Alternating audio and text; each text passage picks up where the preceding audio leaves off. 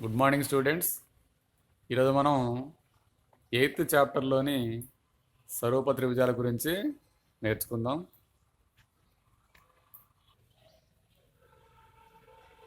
మరి యొక్క స్వరూప త్రిభుజాలలో ముందుగా మనం సర్వసమాన పటాల గురించి నేర్చుకుందాం. ఇది ఇంతకుముందు మనం నేర్చుకున్నదే.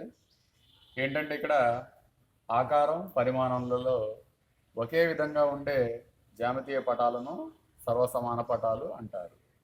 చూడండి, ఇక్కడ వృత్తాలు ఇవి రెండు ఒకే ఆకారంలో ఉన్నాయి. పరిమాణం అంటే ఏంటి? సైజు ఒకే సైజులో ఉన్నాయి. కాబట్టి ఇవి రెండు పటాలు కూడా సర్వసమాన పటాలని మనం చెప్తాం. అట్లానే ఇక్కడ త్రిభుజాలు చూడండి, ఇవి రెండు కూడా ఆకారంలో ఒకటే త్రిభుజాకారం, పరిమాణం సైజులో కూడా ఒకే విధంగా ఉన్నాయి. అంటే ఆకారం పరిమాణంలో కూడా ఒకే విధంగా ఉంటే జ్యామితీయ పటాలను సర్వసమాన పటాలు అంటాం. మరి ఈ స్వరూప పటాలు అంటే ఏంటో ఇప్పుడు మనం తెలుసుకుందాం. మరి ఇక్కడ స్వరూప పటాలు అంటే ఏంటో చూద్దాం. ఆకారంలో ఒకే విధంగా ఉండి పరిమాణంలో ఒకే విధంగా లేని జ్యామితీయ పటాలను స్వరూప పటాలు అంటారు. చూడండి, ఇక్కడ వృత్తాలు ఆకారంలో వృత్తాలే రెండు కూడా, కానీ పరిమాణం అంటే సైజులో తేడా ఉంది. చూడండి, ఇది చిన్నగా ఉంది, పెద్దగా ఉంది. ఇక్కడ చూడండి త్రిభుజాలు ఆకారంలో త్రిభుజాకారం రెండు కూడా, మరి పరిమాణంలో దీని సైజు వేరువేరుగా ఉంది. అట్లా ఇక్కడ చతురస్రాలు ఆకారం ఒకటే కానీ సైజులో తేడా ఉంది. అట్లా ఆకారం ఒకే విధంగా ఉండి పరిమాణంలో గనక ఒకే విధంగా లేకపోతే ఆ పటాలను ఏమంటామంటే స్వరూప పటాలని అంటాం. మరి ఇక్కడ మనం స్వరూప పటాలుగా వేటిని మనం గీయవచ్చు అంటే బహుభుజులు. బహుభుజులు అంటే ఏంటివి? మూడు కానీ అంతకంటే ఎక్కువ భుజాలు ఉన్నటువంటి పటాలు అన్నట్టు. అంటే అవి త్రిభుజాలు కావచ్చు, చతుర్భుజాలు కావచ్చు, షడ్భుజాలు కావచ్చు. ఇట్లా వీటన్నిటిని కూడా మనం స్వరూప పటాలలాగా మనం గీయవచ్చు. మరి ఈ స్వరూప పటాల వలన ఉపయోగం ఏంటనేది ఒక్కసారి మీరు టెక్స్ట్ బుక్లో 195 పేజ్ నెంబర్ 196 ఈ రెండు పేజీలు కనుక మీరు చదివితే వాటి ఉపయోగం ఏంటనేది మనకి తెలిసిపోతుంది. అయితే మరి స్వరూప పటాలు అవ్వాలంటే మాత్రం మనం పరిమాణం తేడా అన్నాం. అంటే ఏ విధంగా గీసినా అవి స్వరూపాలు అవుతాయా? ఇప్పుడు నేను ఈ విధంగా గీసాను, ఇది ఇంకెట్లా గీసా, పరిమాణంలో తేడా ఉంది, కానీ ఇవి స్వరూపాలు అవుతాయా లేదా అంటే వీటికి కొన్ని మనకి నియమాలు ఉంటాయి. ఈ బహుభుజులు అనేవి స్వరూపాలు అవ్వాలంటే కొన్ని నియమాలు ఉన్నాయి. ఆ నియమాలను కనుక అవి మనం పాటిస్తేనే అవి స్వరూపాలు అవుతాయి. ఆ నియమాలు ఏంటో ఇప్పుడు చూద్దాం. చూడండి, ఇక్కడ రెండు బహుభుజులు స్వరూపాలు అగుటకు నియమాలు ఏంటంటే అవి నియమాలు: ఒకటి, అనురూప కోణాలన్నీ సమానంగా ఉండాలి. అదేవిధంగా అనురూప భుజాల నిష్పత్తి సమానంగా ఉండాలి. ఈ అనురూప కోణాలు అనురూప భుజాల నిష్పత్తి అంటే ఏంటో మీకు త్రిభుజాల ద్వారా మీకు చెప్తాను, వినండి. ఇక్కడ ఈ త్రిభుజాల ద్వారా మనకి ఈ స్వరూపాలు అగటకు నియమాలను మీకు వివరిస్తాను. చూడండి, ఇక్కడ మొదటిదేంటి? అనురూప కోణాలు అన్నాం. ఇక్కడ ఏ అనే కోణం ఉంది, దీనికి అనురూప కోణం అంటే డి అన్నట్టు. అనురూపం అంటే అదే పొజిషన్లో ఉండేది. ఈ పొజిషన్లో ఉన్న కోణం ఏంటి? ఇక్కడ డి. అట్లానే ఈ బికి అనురూప కోణం ఏంటి? ఈ అవుతుంది అన్నట్టు. అదేవిధంగా ఈ సికి అనురూప కోణం ఎఫ్ అవుతుంది. అప్పుడు మనకి అనురూప కోణాలు సమానం అంటే మనకి ఏమేం కావాలా? Angle A is equal to angle డికి సమానం కావాలి, యాంగిల్ బికి యాంగిల్ ఈ సమానం కావాలి, యాంగిల్ సికి యాంగిల్ ఎఫ్ అనేది సమానం కావాలి. అనురూప కోణాలు సమానంగా ఉండాలి. ఇక రెండొక నియమం చూద్దాం. అనురూప భుజాల నిష్పత్తి సమానం. అనురూప భుజాలు, ఈ భుజానికి ఇక్కడ అదే ప్లేస్లో ఉన్న భుజం ఏంటి? సేమ్ పొజిషన్లో డిఈ ఉంది అన్నట్టు. కాబట్టి ఏబికి అనురూప భుజం డిఈ అంటే ఏబి బై డిఈ నిష్పత్తి అన్నాం కాబట్టి బై రూపంలో రాయాలి. అట్లానే ఈ బీసీకి ఈ ఎఫ్ అనురూప భుజం అవుతుంది, బీసీ బై ఈఎఫ్. అదేవిధంగా సిఏ సిఏకి ఏమవుతుంది, డిఎఫ్ అవుతుంది, సిఏ బై డిఎఫ్. ఇట్లా ఈ భుజాల నిష్పత్తి కనుక సమానంగా ఉంటూ అనురూప కోణాలు కూడా సమానమైతే అప్పుడు ఆ రెండు యొక్క త్రిభుజాలను మనం స్వరూపాలని అంటూ ఉన్నాడు. త్రిభుజాలు కావచ్చు, ఇంకా చతురస్రాలు కావచ్చు, ఏదైనా సరే అనురూప కోణాలు సమానంగా ఉండాలి, వాటి భుజాల నిష్పత్తి కూడా సమానంగా ఉండాలి. అంటే ఈ నిష్పత్తిని మనం ఏమనుకోవచ్చు అంటే ఇక్కడ కే అనుకోవచ్చు. కే అనేది ఏదైనా ఒక గుణకం అన్నట్టు. దీన్ని మనం ఇక్కడ స్కేలు గుణకం అంటాం. ఈ రెండు నియమాలను పాటిస్తే అవి స్వరూపాలు అవుతాయి. మరి స్కేల్ గుణకం బట్టే ఆ పటాలు ఎలాంటి పటాలు మనం ఇక్కడ చెప్పవచ్చు. ఈ కే అనే విలువ గ్రేటర్ దాన్ 1, ఒకటి కంటే పెద్దగా వచ్చింది అనుకోండి, అది పెద్దవి చేయబడిన పటాలు. అంటే చిన్న పటం నుంచి పెద్ద పటంకి చేయటం, మనం పాస్ ఫోటోల్ని పెద్ద ఫోటోలుగా మారుస్తున్నట్టు. అట్లా కే ఈజ్ ఈక్వల్ టు 1 అయింది అనుకోండి, అవి సర్వసమాన పటాలు, రెండు కూడా సర్వసమానం అన్నట్టుగా, అవి స్వరూపాలు కావప్పుడిగా సర్వసమానం అయిపోతాయి.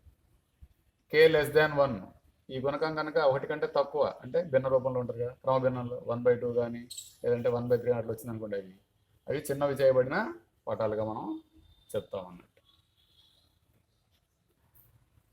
మరి ఇక్కడ ఈ రెండు త్రిభుజాలు, ఒకటి త్రిభుజం ఏబిసి, ట్రయాంగిల్ ఏబిసి, రెండవది ట్రయాంగిల్ డిఈఎఫ్లు స్వరూపాలు అంటున్నాం.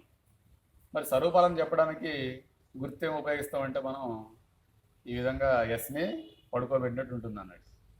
దీని ఏమంటామంటే సిమిలర్ టు అంటాం. ఈ గుర్తుని ఏమని చదవాలి, సిమిలర్. అప్పుడు మరి మనం ఈ రెండు త్రిభుజాలు స్వరూపాలు ఉన్నప్పుడు ఏమని రాస్తాం, triangle ABC similar to triangle DEF.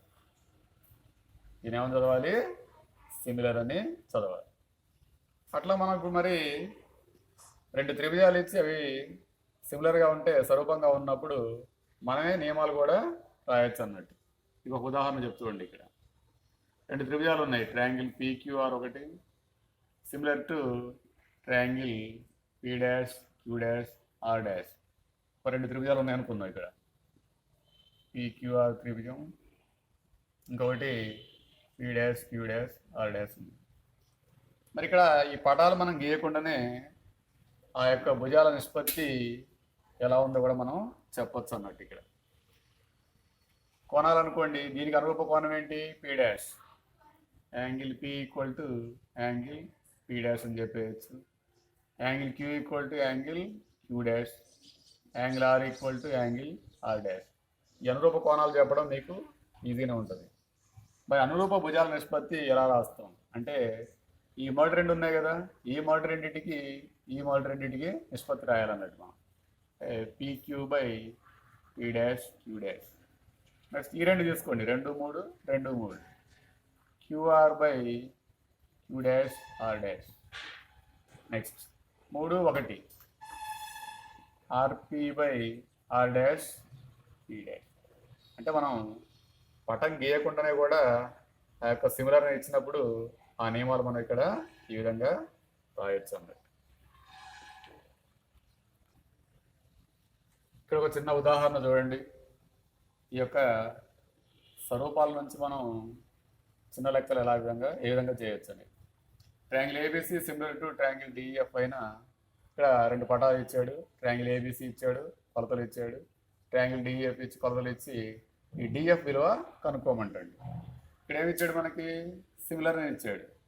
Similar ఇచ్చి భుజంలో ఒకదాన్ని కనుక్కోమంటాడు. అంటే మనకి స్వరూపం ఉన్నప్పుడు నియమాలు ఏమున్నాయి, అనురూప కోణాలు సమానం ఉంది, అనురూప భుజాల నిష్పత్తి సమానం ఉంది. అంటే మన భుజాలకు సంబంధించి ఇచ్చాడు కాబట్టి ఆ రెండో నియమాన్ని మనం ఇక్కడ తీసుకోవాలి. ఏంటి, అనురూప భుజాల నిష్పత్తి సమానం. అనురూప భుజాల నిష్పత్తి సమానం. ఇప్పుడు ఏం చేద్దాం, AB by DE is equal to BC by EF is equal to CA by FD. దీంట్లో ప్రతిక్షేపించుకోండి. ఏబి అంటే 4 బై డిఈ 2, తర్వాత బీసీ 6, ఈఎఫ్ 3, సిఏ 8, ఎఫ్డి మనకి తెలియదు, కనుక్కోవాలి. ఇప్పుడు ఈ 3 భిన్నాలలో ఏవైనా ఒక 2 తీసుకోండి. అంటే ఎఫ్డి ఉన్నది తీసుకోవాలి, ఇది కానీ తీసుకోవచ్చు. ఈ 2 తీసుకున్నాం మనం ఇప్పుడు. మనం 6/3 ఈజ్ ఈక్వల్ టు 8/FD. అడగుణకారం చేయండి. 6 into FD is equal to 3 into 8. FD is equal to 3 into 8/6. 3 ఒకట్లు 3 రెళ్ళు, 2 ఒకట్లు 2 4. అంటే FD ఎంత వచ్చింది మనకి ఇక్కడ విలువ? 4 వచ్చింది. ఇట్లా మనకి సిమిలర్ అన్నప్పుడు మనం ఇట్లాంటి చిన్న చిన్న ప్రశ్నలు మనం ఈజీగా చేసేయచ్చు. ఒక్కసారి చూడండి, ఇక్కడ ప్రాథమిక అనుపాత సిద్ధాంతం, దీన్నే మనం థేల్స్ సిద్ధాంతం అంటాం. మనకి స్వరూప త్రిభుజాలలో ఇది ఇంపార్టెంట్ టాపిక్. మరి ఏంటి థేల్స్ సిద్ధాంతం?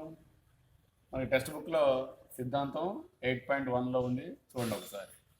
ఏంటంటే ఇది ఒక త్రిభుజంలో ఒక భుజానికి సమాంతరంగా గీసిన రేఖ మిగిలిన 2 భుజాలను వేరువేరు బిందువులలో ఖండించిన ఆ మిగిలిన 2 భుజాలు ఒకే నిష్పత్తిలో విభజింపబడతాయి. దత్తాంశం అంటే ఇక్కడ మీకు త్రిభుజం చెప్తా వినండి. ఒక త్రిభుజం అంటే ఏబిసి త్రిభుజం తీసుకున్నాం. ట్రయాంగిల్ ఏబిసిలో ఒక భుజానికి సమాంతరంగా ఒక రేఖ గీసాం. ఏ భుజానికి? మనం బీసీకి సమాంతరంగా ఇక్కడ ఒక డిఈ అనే రేఖని తీసుకున్నాం. మరి ఈ రేఖ ఏం చేసింది? ఏబీని ఏసీని డిఈల వద్ద ఖండించింది. ఏబీనేమో డి వద్ద, ఏసీనేమో ఈ వద్ద ఖండించింది. ఇదే రాసాం ఇక్కడ మనం. ట్రయాంగిల్ ఏబిసిలో డిఈ, దీని ఏమంటాం? ప్యారలల్, సమాంతరం గుర్తు అన్నట్టు. ఇది డిఈ ప్యారలల్ బీసీ, ఇవి 2 సమాంతరం. అట్లే డిఈ రేఖ, ఈ రేఖ ఏబీని డి వద్ద ఖండిస్తుంది, ఏసీని ఈ వద్ద ఖండిస్తుంది. అట్లా ఖండించినప్పుడు ఏంటట, ఆ రేఖ మిగిలిన 2 భుజాలని ఒకే నిష్పత్తిలో విభజించబడతాయి. అంటే చూడండి, గట్రా రాయాలి. AD/DB సారాంశం అంటే మనం దీని ద్వారా నేర్చుకునేది అన్నట్టు. AD/DB is equal to AE/EC. ఇది చాలా ఇంపార్టెంట్. ఎట్లా రాయాలి మనం? AD ఇక్కడి నుంచి ఇక్కడికి /DB. లెటర్స్ మారితే ఆ మారిన లెటర్స్ రాయండి. AE/EC. ఇది మనం గుర్తుపెట్టుకోవాలి బాగా. ఇక్కడ చూడండి, ఇంకొక సిద్ధాంతం ప్రాథమిక అనుపాత సిద్ధాంతం. దాన్నే మనం థేల్స్ సిద్ధాంతం అన్నాం. దానికి విపర్యం అంటే రివర్స్లో ఏంటో చూద్దాం. ఇక్కడ సిద్ధాంతం 8.2. ఒక త్రిభుజంలో ఏవైనా 2 భుజాలను ఒకే నిష్పత్తిలో విభజించు సరళ రేఖ 3వ భుజానికి సమాంతరంగా ఉండును. ఇందాక మనం ఏం చేసాం? సమాంతరంగా ఉంటే ఒకే నిష్పత్తిలో విభజిస్తుందని మనం నేర్చుకున్నాం. ఇప్పుడు భుజాలను ఒకే నిష్పత్తిలో విభజిస్తే ఆ రేఖ 3వ భుజానికి సమాంతరంగా ఉంటుంది. దత్తాంశం అంటే మనకి ఇచ్చిన ఏంటనేది. ఏమి ఇచ్చాడు? ట్రయాంగిల్ ఏబిసి ఇచ్చాడు. AD/DB ఈక్వల్ టు AE/EC అయినట్టు ఒక సరళ రేఖ మనం ఇక్కడ తీసుకుందాం. ఈ సరళ రేఖ డిఈ వద్ద ఖండిస్తూ ఉంది.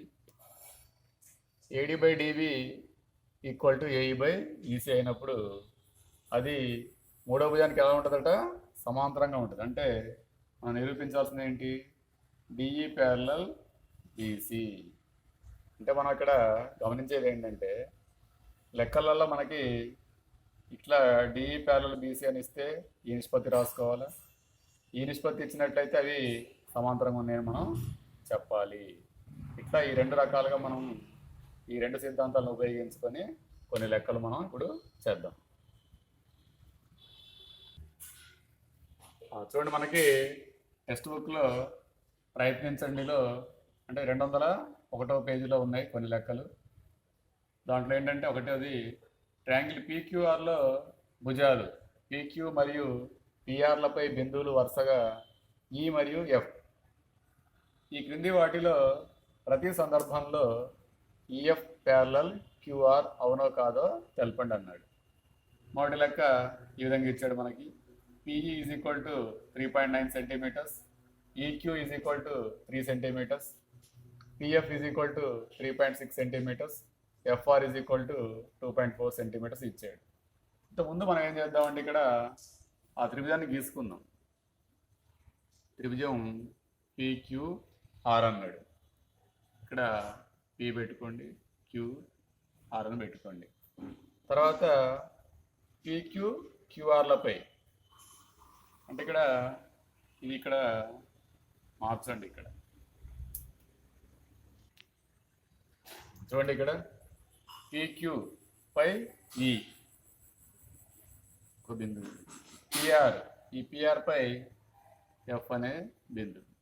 మరి రెండింటిని ఇక్కడ మనం కలిపితే మనకి EF వచ్చింది. EF అనేది ప్యారలల్ టు QR అవుతుందో కాదో కనుక్కోమంటుంది. అట్లనే మనకి ఇంకా ఈ ఇచ్చిన విలువలు కూడా జవాబులో ముందు మీరు రాయండి. ఏమి ఇచ్చాడు మనకి ఇక్కడ? P is equal to 3.9. మన ఇక్కడ ఇచ్చినవి రాసుకుందాం. మరి మనకి ఇక్కడ EF ప్యారలల్ QR కావాలంటే ఏంటి? EF ప్యారలల్ QR కావాలి అంటే కండిషన్ ఏంటి మరి? PE/EQ is equal to PF/FR. FR కావాలి. మరి ఈ రెండు సమానమైనప్పుడే ఇది మనకి సమాంతరం అయింది. మరి ఈ రెండు సమానం అవుతే కాదో మనం ఒక నిష్పత్తిని ఇక్కడ కనుక్కుందాం. ముందు మనం ఏం కనుక్కోవాలి? PE/EQని కనుక్కుందాం. PE/EQ.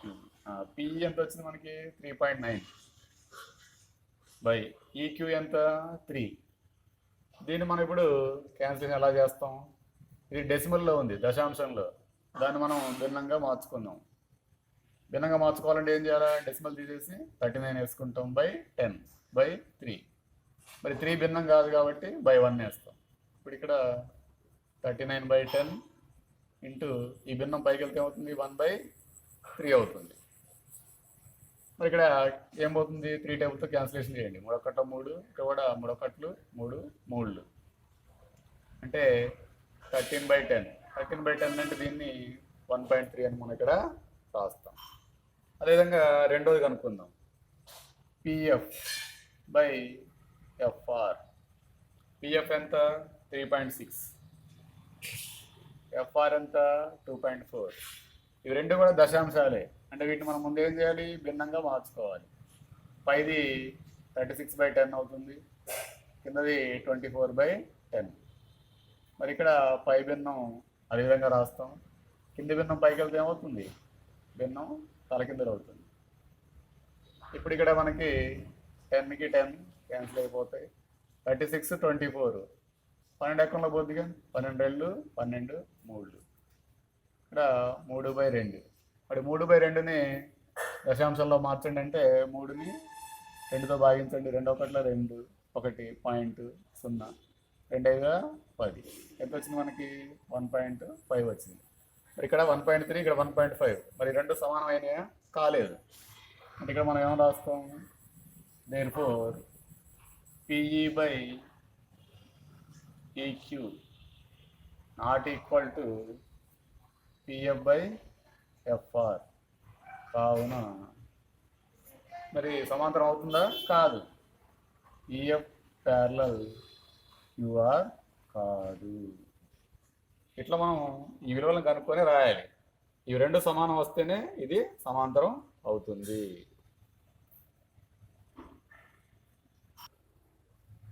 మరి దీంట్లో రెండో లెక్క చూడండి. PE is equal to 4 centimeters, QU 4.5 centimeters, PF 8 centimeters, RF 9 centimeters ఇచ్చాడు. మరి జవాబులో మనం ఏం చేస్తాము? ఇందాకలాగా ఒక త్రిభుజాన్ని గీసుకుందాం. దాంట్లో EF అనే సమాంతర రేఖ గీసాం. ఆ ఇచ్చిన కొలతలు రాసుకున్నాం. ఇది ముందు మనం చేయాలి. ఏ లెక్కలైనా సరే ఇచ్చిన అంశాలని రాయాలి. ఇప్పుడు ఏం కనుక్కోవాలి మనం? EF ప్యారలల్ QR అని కనుక్కోమంటుండే. అవునో కాదు? మరి ఇది అవ్వాలంటే ఏం కావాలి మనకి? PE/EQ is equal to PF/FR అనేది అవ్వాలి. అంటే మనం ముందు ఈ భిన్నం కనుక్కోవాలి, తర్వాత ఈ భిన్నం కనుక్కోవాలి నిష్పత్తి. ముందు మనం PE/EQ కనుక్కుందాం. PE/EQ. PE ఎంత? 4/EQ అన్న QN ఒకటేగా. 4.5. దీన్ని మనం సింప్లిఫై ఎలా చేస్తాం? ఇది పూర్ణాంకం సంఖ్యలాగా ఉంది, ఇది దశాంశం, దీన్ని భిన్నంగా మార్చాలి. అంటే 45/10. మరి ఇది భిన్నం, ఇది భిన్నం కాదు. దాన్ని భిన్నంగా మార్చుకుంటాం. కింద 45/10 అలాగే రాస్తాం. పై భిన్నం రాస్తున్నాం, కింద భిన్నం పైకి వెళ్తే ఏమవుతుంది? 10/45. ఇప్పుడు ఇక్కడ చూడండి, ఏ టేబుల్ పోతుంది మనకి? 10, 45. 5 టేబుల్తో క్యాన్సిల్ చేయొచ్చు. 5 2 5 9. ఇంకేమైనా పోతాయా? పోవు. 4 2 8 1 9 9. 8/9 వచ్చింది మనకి. రెండో భిన్నం చూద్దాం. PF/FR. PF ఎంత? 8. FR అన్న RF అన్న ఒకటేగా, 9. ఇక్కడ క్యాన్సిలేషన్ ఏమీ లేదు. చూడండి, ఇవి రెండు కూడా సమానంగా వచ్చాయి లేదా? సమానంగా వచ్చాయి. అంటే అప్పుడు ఇది సమాంతరం, ప్యారలల్ అన్నట్టు. ఇక్కడ రాస్తాం, therefore PE/EQ = PF/FR. కావున ఏమైనట్టు మనకి? EF ప్యారలల్ QR అగును. ఈ విధంగా మనం చేయాలి. మీరు దీంట్లో థర్డ్ వన్ ఉంది, అది మీరు హోంవర్క్ చేయండి. Third one HW.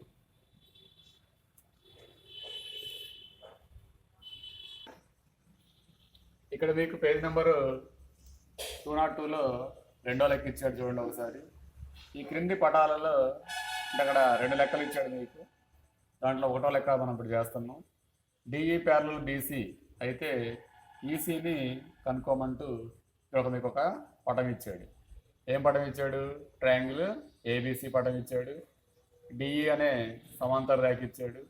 అలాగే AD 1.5 centimeters, DB 3 centimeters, AE 1 centimeter అయితే ECని కనుక్కోమన్నాడు. జవాబులో మనం ముందు ఏం చేస్తాం? ఇచ్చిన పటాన్ని ఇక్కడ మనం రాసుకున్నాం. ఇంకా మనకి ఏమి ఇచ్చాడు? ఇప్పుడు DE ప్యారలల్ BC అని ఇచ్చాడు. DE parallel BC. మరి DE ప్యారలల్ BC ఇచ్చినప్పుడు మనకి నియమం ఏంటి? AD/DB = AE/EC. ఇందాకటి లెక్కలోనేమో మనకి ఈ నిష్పత్తి ఇచ్చి ఇది చూపించమన్నాడు. ఇప్పుడు ప్యారలల్ సమాంతరం ఇచ్చి దీని ద్వారా మనం ఈసీని కనుక్కోవాలన్నట్టు. కాబట్టి DE ప్యారలల్ BC అయింది కాబట్టి దాని అర్థం ఏంటి? AD/DB = AE/EC. ఈ యొక్క ఫార్ములాలో మనం వీటిని ప్రతిక్షేపిస్తే అయిపోతుంది. AD ఎంత? 1.5 DB 3 = AE 1/EC మనం కనుక్కోవాలి. మరి ఈసీని కనుక్కోవాలి కాబట్టి ఇది భిన్నంగా ఉంది కాబట్టి ఏం చేస్తాం? ఇక్కడ మనం అడ్డగుణకారం చేసుకుంటాం. అంటే దీంతో గుణించుకుంటాం. 1.5 × EC = 3 × 1. మనం ఈసీని కనుక్కోవాలి. ఇక్కడ 3 × 1 అంటే 3 కదా, 3 వేసుకోండి. ఈ 1.5 అడిపోతే ఏమవుతుంది? బై అవుతుంది. ఇంటిలో ఉంది అడిపోతే బై అయింది. 3/1.5 దీన్ని మనం ఎట్లా సింప్లిఫై చేస్తాం? ఇది దశాంశం, దీన్ని భిన్నంగా మార్చుకోవాలి. ఇక్కడ ఈ 3 అలాగే ఉంటుంది. 1.5ని 15/10 అని రాస్తాం. అదేవిధంగా ఇది భిన్నంగా ఉంది, పైది భిన్నంగా లేదు, దాన్ని భిన్నంగా మార్చుకుంటే /1 కింద 15/10. ఇప్పుడు పై భిన్నం అంతే రాసుకుందాం. కింది భిన్నాన్ని పైకి తీసుకెళ్తే అవుతుంది 10/15. క్యాన్సిలేషన్ చేయండి. ఈ రెండు 3 టేబుల్లో పోతాయి. 3 1 3 5 5 1 5 2. ఇంకేమన్నాయా? లేవు కదా. 1 2 2 కింద 1 1 వేయాల్సిన అవసరం లేదు, బై వేసుకున్న ఒకటే. మీరు 2/1 అంటే 2. అట్లా మనం ఈసీ విలువని మనం కనుక్కోగలం అన్నట్టు. అంటే ఇక్కడ ప్యారలల్ ఇచ్చినప్పుడు ఇది రాయాలి, ఇది ఇచ్చినప్పుడు ప్యారలల్గా మనం చూపెట్టచ్చు అండి.